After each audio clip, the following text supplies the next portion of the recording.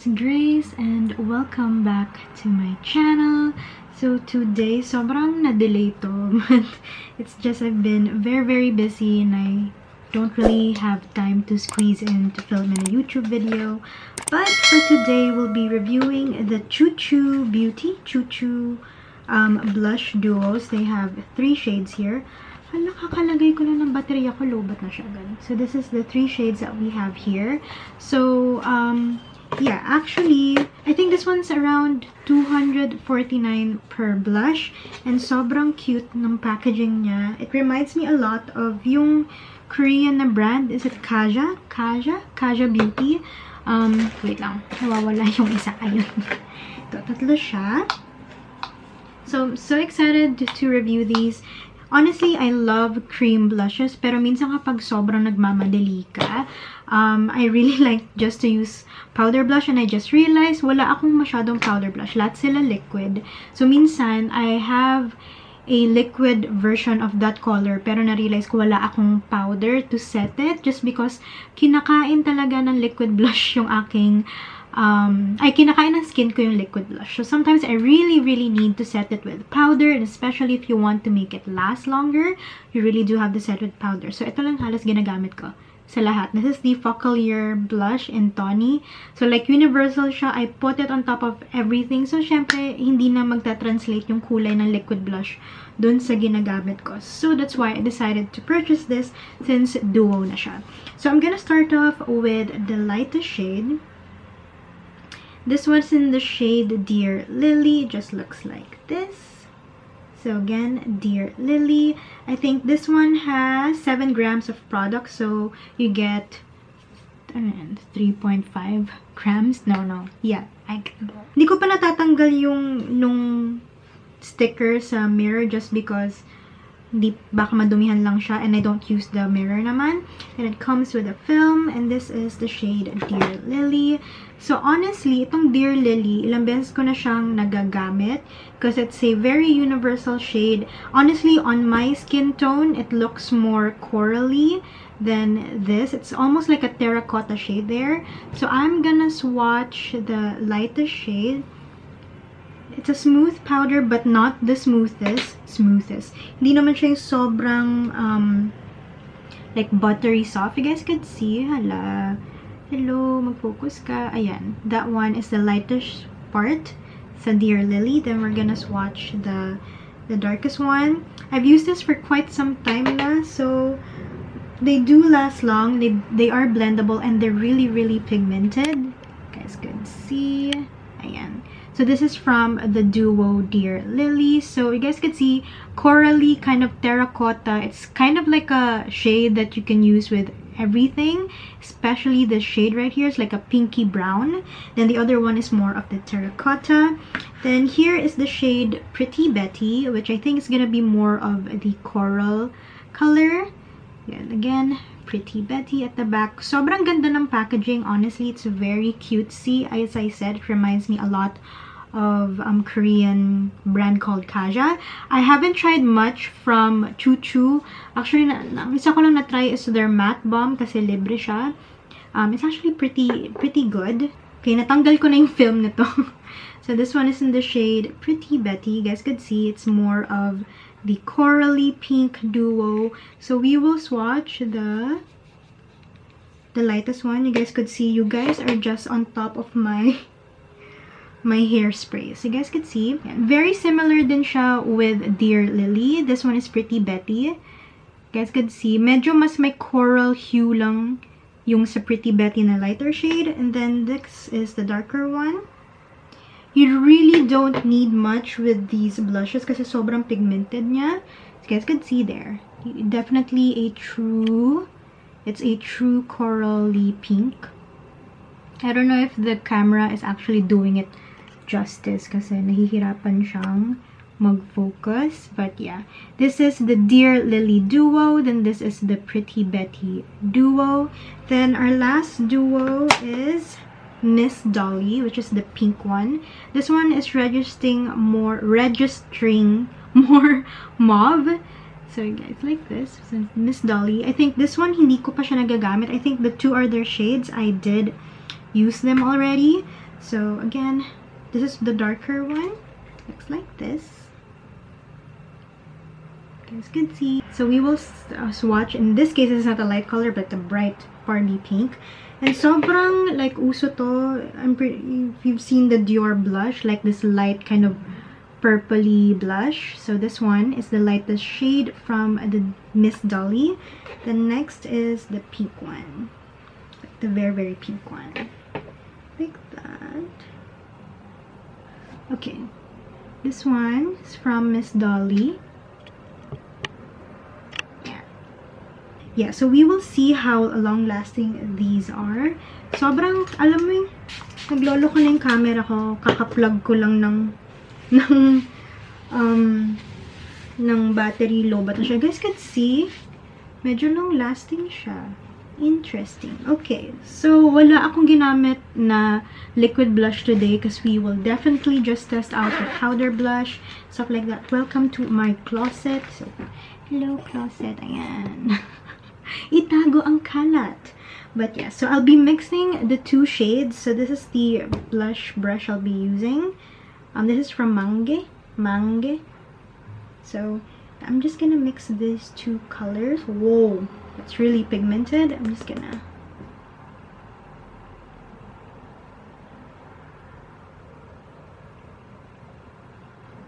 feeling ko masyado ako natakot. Wait.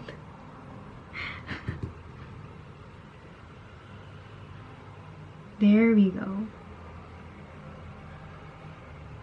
So I'm just focusing out on the very high points of my cheeks. Okay, naririnig nyo ba pusa ko? In heat siya. Pasensya. So we're just gonna do this. You guys could see, it's very easy to blend. It's not appearing patchy or anything. So yeah, I forgot to place the highlight here, so sorry. I'm just gonna do the other side.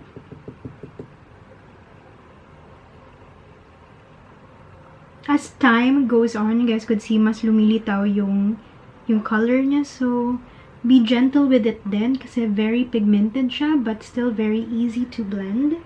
So this one is really pretty. And there it is. It looks, I don't think it's registering on cam, but that's how it looks like.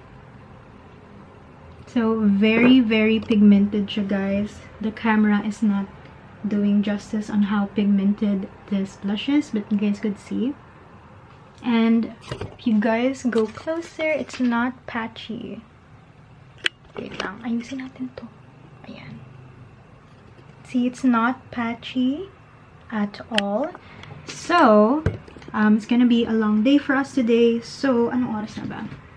It is 2:15 in the afternoon. Let's see how well this blush will last, and I'll check back in.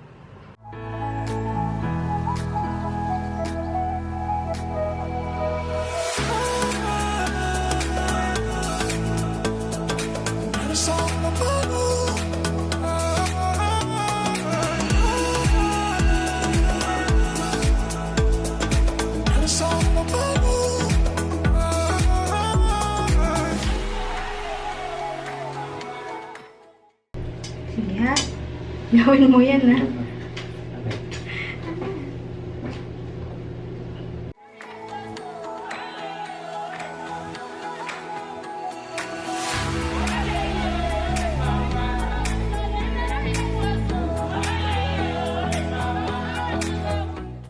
Okay, so wag yun ang pansinin yung kalat sa likod. But yeah, so I'm wearing the same thing kasi nagpalit nga ako ng outfit ko kahapon.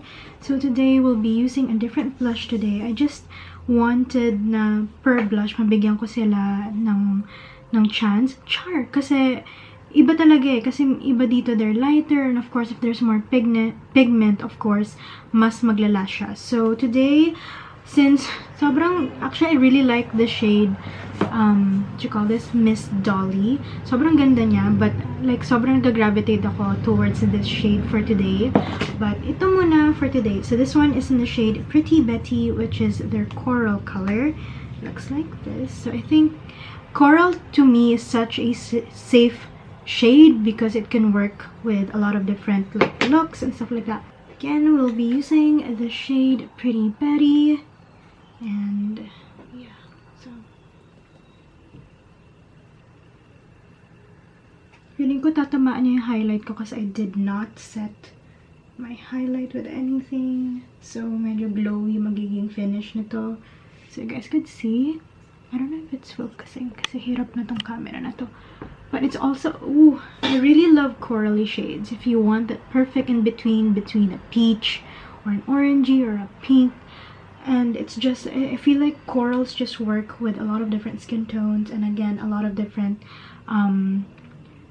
makeup looks. That's why I tend to go for coral shades than pink ones, but sobrang ganda nung shade na Miss Dolly.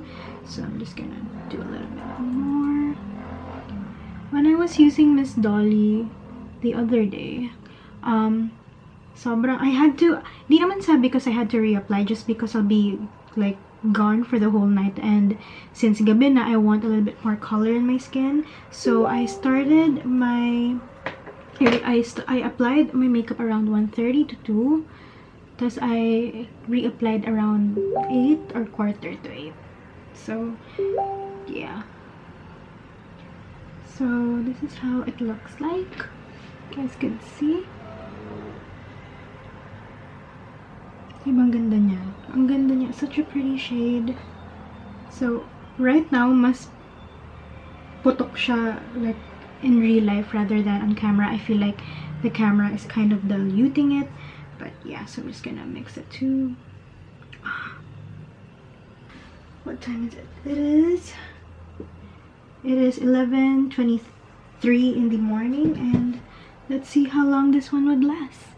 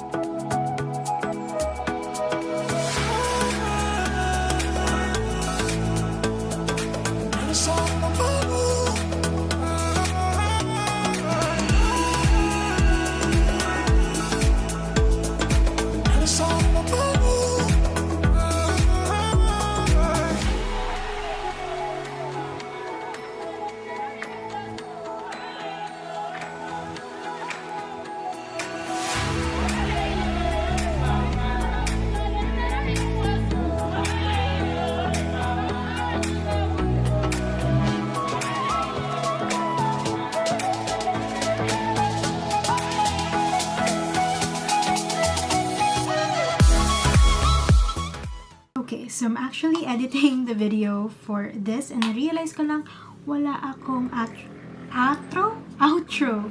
So I've had these blushes close to 2 months now, and sobrang, if you haven't tried these guys, sobrang steal. They're actually long-lasting blushes, and they're actually pretty affordable. You get 7 grams, and since pigmented sila, you barely need much. And you get like a lighter one and a darker shade, and very, very flattering yung shades. They are pigmented, but still very, very easy to blend. They last throughout the day. And even if you don't use a cream blush, just the powder alone, it lasts really well, really well. Even if you don't have like a pakak, full-blown makeup, even if it's just powder or just concealer or the whole shebang, you know, foundation, concealer, powder, it still lasts. So I'm very, very impressed with these. Now, of course, it varies per shade. With the lightest shade they have, which is Dear Lily, this one is actually like, it lasts, but I think ito yung pinaka hindi naglalast out of all 3, but still very long lasting, because I actually yung Dear Lily yung ginamit ko na hanggang 4 o'clock na umaga. So it did still last. You can still see hints of it. But since it is the lighter duo out of the 3 shades, of course, mas maglalast pa rin yung darker or more brighter shades like Pretty Betty. If you want something out of this collection, I think Pretty Betty is the most universal one because it's like a corally pink. It's the type of blush that will work with a lot of different makeup looks, skin tones, and sobrang universal nitong lighter shade as well as the darker shade. But I ended up actually really loving Miss Dolly. Sobrang madumi na siya because I use it all the time.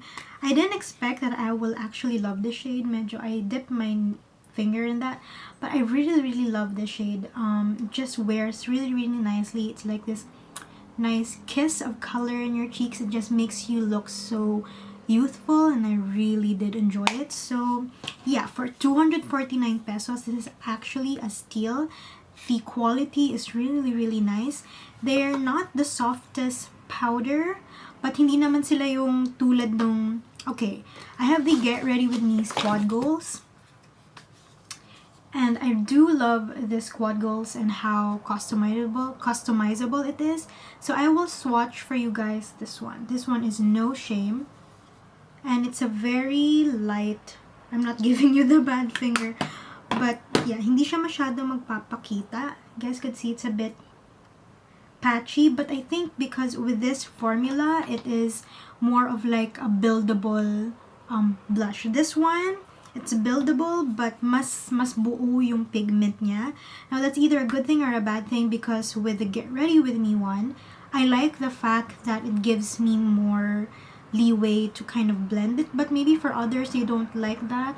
So yeah, with this one, this is kind of like the same color with the Get Ready With Me. You guys could see the difference. Mas buo yung pigment nito. And I will swatch it beside it. You guys could see. Mas kita siya.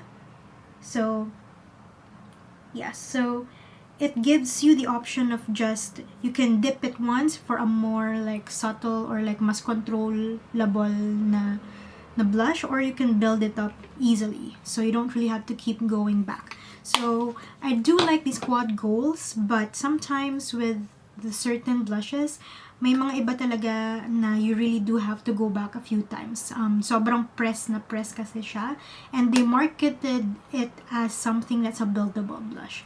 So yun lang, napansin ko lang. That's why sometimes I do like the squad goals. I am actually using the squad goals palette today because I'm testing out something from Get Ready With Me, but these are such a steal.